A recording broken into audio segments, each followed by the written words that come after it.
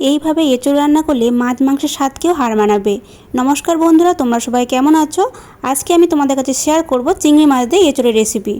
তো এর জন্য এঁচোড়টাকে এরকম মিডিয়াম সাইজের পিস করে কেটে নিয়ে হলুদ জলে ভিজিয়ে রেখেছিলাম। এদিকে আলুর খোসাগুলোও ছাড়িয়ে এরকম মিডিয়াম সাইজ করে কেটে নিয়েছি।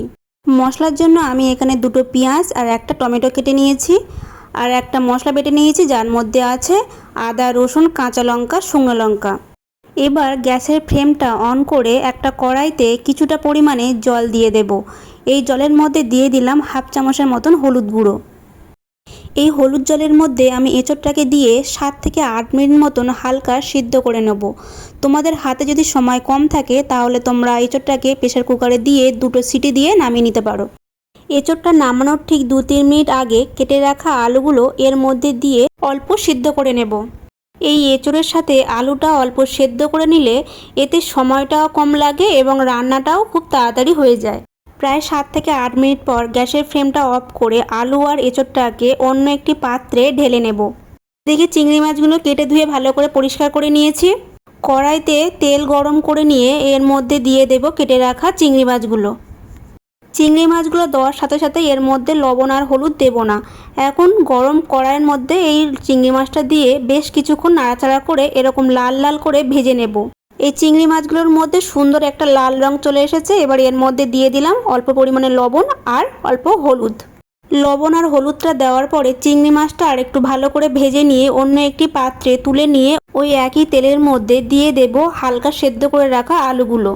এই আলুর টুকরোগুলোর মধ্যে দিয়ে দিলাম অল্প পরিমাণে হলুদ গুঁড়ো আর সামান্য লবণ। লবণ আর হলুদের সাথে আলুর টুকরোগুলো ভালো করে মিশিয়ে নিয়ে ঢাকা দিয়ে আলুগুলোকে ভেজে নেব। প্রায় 4 থেকে 5 মিনিটের মতন আলুগুলোকে আমি ভেজে নিয়েছি। আলুর কালারগুলো ঠিক এমন লাল লাল হয়ে গেছে। এবার আলুটাকে আমি অন্য একটি পাত্রে ঢেলে নেব। ওই একই কড়াইতে কিছুটা পরিমাণে তেল দিয়ে ওর মধ্যে দিয়ে দিলাম সেদ্ধ করে রাখা এঁচোড়গুলো। তোমরা চাইলে তেলের পরিমাণটা আর একটু বেশি দিতে পারো। এঁচোড়ের মধ্যে দিয়ে দিলাম হাফ চামচ হলুদ গুঁড়ো, হাফ চামচ লবণ। এঁচোড়টাকেও সেম একইভাবে লাল লাল করে ভেজে তুলে নেব। এইভাবে যদি এঁচোড় রান্না করা যায় তবে খেতে অনেক বেশি ভালো লাগে।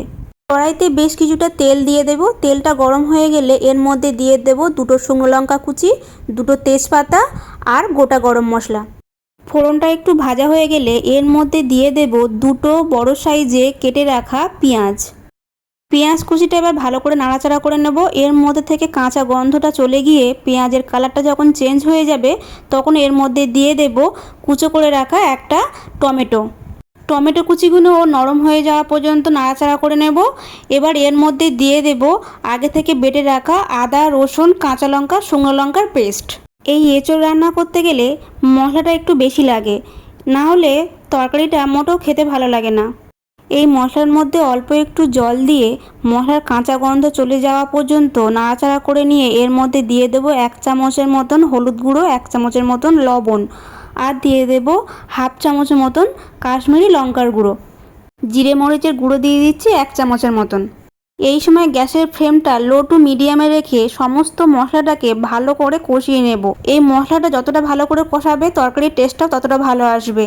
এই মশলাটা ততক্ষণ পর্যন্ত কষাতে হবে যতক্ষণ না পর্যন্ত মশলা থেকে তেল ছাড়তে শুরু করবে, ঠিক এমন। এরপর এর মধ্যে দিয়ে দেব আগে থেকে ভেজে রাখা মানে সেদ্ধ করে যে এঁচোড় আর আলুগুলো ভেজে রেখেছিলাম সেই এঁচোড় আর আলুগুলো দিয়ে দেব। অল্প একটু জল দিয়ে আলু আর এঁচোড়ের সাথে সমস্ত মশলাগুলোকে ভালো করে মিশিয়ে নিতে হবে। এই সময় গ্যাসের ফ্লেমটা মিডিয়ামে রাখবে, না হলে আলু আর এঁচোড়টা কড়ার তলা থেকে পুড়ে যেতে পারে। প্রায় 4 থেকে 5 মিনিট কষানোর পর এর মধ্যে দিয়ে দেব আগে থেকে ভেজে রাখা চিংড়ি মাছ। চিংড়ি মাছগুলো দেওয়ার পর আরও 2 থেকে 3 মিনিটের মতন এঁচোড় আর আলুর সঙ্গে চিংড়ি মাছটা ঢাকা দিয়ে কষিয়ে নেব। সমস্ত কিছু আমার এখানে ভালো করে কষানো হয়ে গেছে। এবার এর মধ্যে আমি দিয়ে দেব 3 কাপ মতন জল। জলটা তোমরা এখানে তোমাদের পরিমাণ অনুযায়ী দেবে।